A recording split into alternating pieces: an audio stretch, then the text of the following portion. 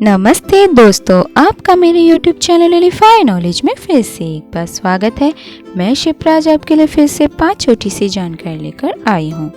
पहला, दोस्तों, क्या आप मुल्तान के सूर्य मंदिर के बारे में जानते हैं, जो कि पाकिस्तान में स्थित है। मुल्तान का सूर्य मंदिर मुल्तान शहर में हिंदू सूर्य देवता को समर्पित है। इसमें उपमहाद्वीप में तीर्थस्थल और हिंदू और इस्लामी शोषण के तहत धन को नष्ट करने से पहले महत्वपूर्ण प्रसिद्ध का आदेश किया। 641 ईस्वी में वेन सांग की यात्रा के दौरान यह सिंधु का एकमात्र सौर मंदिर था। तुलना के लिए सांग ने 299 ब्राह्मणवादी मंदिरों का उल्लेख किया था। औरंगजेब के शासन 1658 से 1707 के तहत 1666 में मुल्तान का दौरा करने वाले जीन डे थेवेनाट ने एक हिंद मंदिर का उल्लेख किया है, जो दूर दूर से तीर्थयात्रियों को आकर्षित करता है। अलेक्जेंडर कनिंघम ने 1853 में मुल्तान का दौरा किया। औरंगजेब को मंदिर को नष्ट करने और उस जगह में एक जामी मस्जिद को चालू करने के लिए स्थानीय परंपरा का उल्लेख किया। इसके अलावा सिखों को शाम्स ए तबरीजी के स्थानीय मकबरे को एक प्रतिशोधी अधिनियम में गुरुद्वारा में परिवर्तन करने के लिए आयोजित किया गया था। जब रणजीत सिंह ने 1818 में शहर में कब्जा कर लिया था, इसके अलावा जामी मस्जिद में फिर से प्रावधान किया गया था।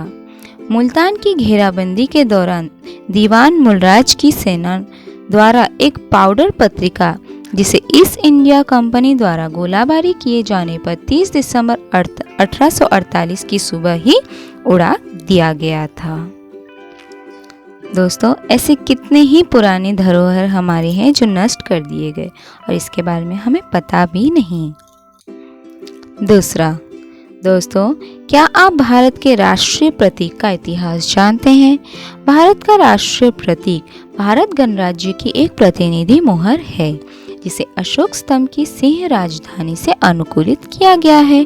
भारत ने इसे 26 जनवरी 1950 को राज्य प्रतीक के रूप में अपनाया। भारतीय राष्ट्रीय का आदर्श वाक्य प्रतीक है सत्यमेव जयते, या सत्य की ही जीत। राष्ट्रीय प्रतीक अधिकार का प्रतीक है और सरकार के सभी आधिकारिक संचार में मौजूद है।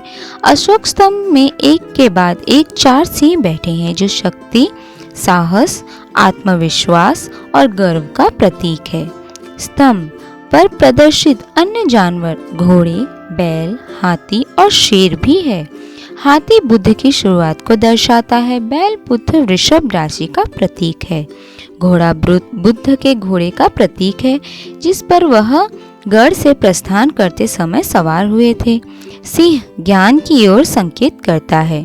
सभी अशोक स्तंभों को चुनार और मथुरा के पत्थर का उपयोग कर उसी क्षेत्र के शिल्पकारों द्वारा तराशा गया था।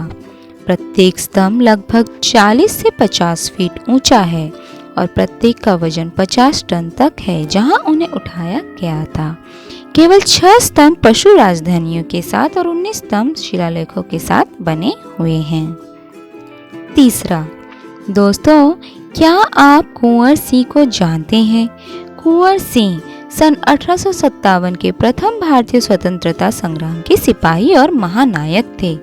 अन्याय विरोधी व स्वतंत्रता प्रेमी बाबू कुंवर सिंह कुशल सेना नायक थे। इनको 80 वर्ष की उम्र में भी लड़ने तथा विजय हासिल करने के लिए जाना जाता है। इनका जन्म 13 नवंबर 1777 को बिहार के भोजपुर जिले के जगदीशपुर गांव के एक क्षत्रिय जमींदार परिवार में हुआ था।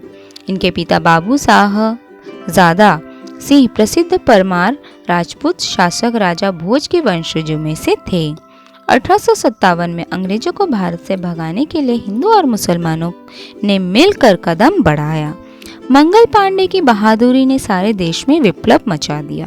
बिहार की दानपुर रेजिमेंट, बंगाल के बैरकपुर और रामगढ़ के सिपाहियों ने बगावत कर दी। मेरठ, कानपुर, लखनऊ, इलाहाबाद, झांसी और दिल्ली में भी आग भड़क उठी। ऐसी हालत में बाबू कुंवर सिंह ने अपने सेनापति मैको सिंह एवं भारतीय सैनिकों का नेतृत्व किया। ब्रिटिश इतिहासकार होम्स ने उनके बारे में लिखा है, उस बूढ़े राजपूत ने ब्रिटिश सत्ता के विरुद्ध अद्भुत वीरता और आन बान के साथ लड़ाई लड़ी। यह गनीमत थी कि युद्ध के समय कुंवर सिंह की उम्र 80 के करीब थी। अगर वह जवान होते तो शायद अंग्रेजों को 1857 में ही भारत छोड़ना पड़ता। चौथा, दोस्तों, क्या आप रानी वेलु नाचियारों के बारे में जानते हैं? रानी वेलु नाचियार सी से शिवगंगा की स्टेट की रानी थी। वह भारत में ईस्ट इंडिया कंपनी के साथ युद्ध छेड़ने वाली भारतीय रानी थी। वह तमिलों द्वारा वीर मंगई के रूप में जानी जाती है।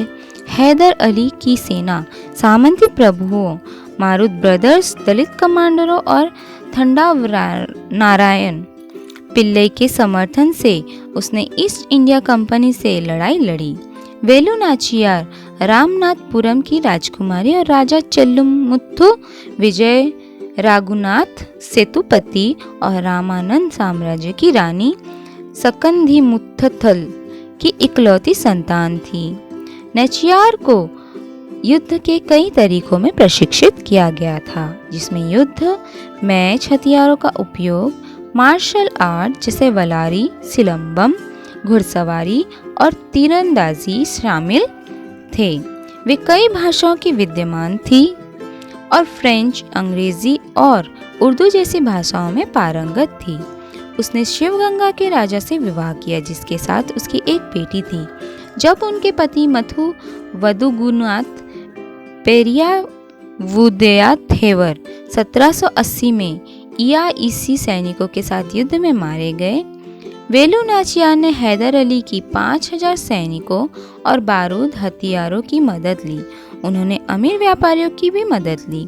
कई सामंती प्रभुओं, टीपू सुल्तान, मरुद भाइयों और थंडावरायन पिल्लई के समर्थन के साथ 8 साल की योजना के बाद उन्होंने ब्रिटिश ईस्ट इंडिया कंपनी के खिलाफ लड़ाई लड़ी।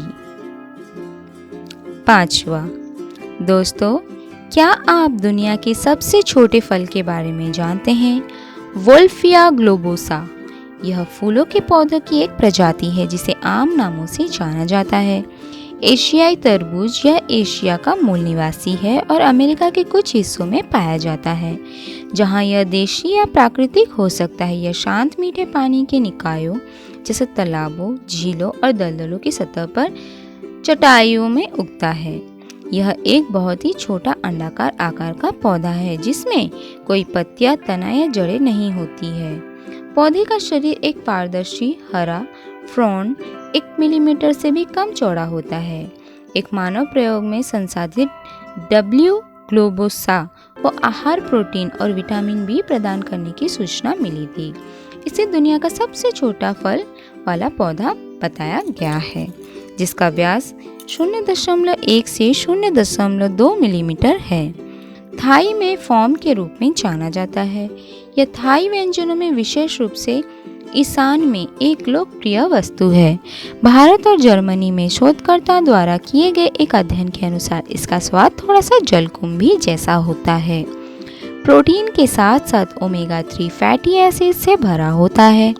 खट्टे मीठे हरे फल जो उस पानी को भी शुद्ध कर सकते हैं जिसमें वे उगते हैं, और अतिरिक्त रूप से जैव इथेनॉल का उत्पादन करने के लिए इस्तेमाल किया जा सकता है।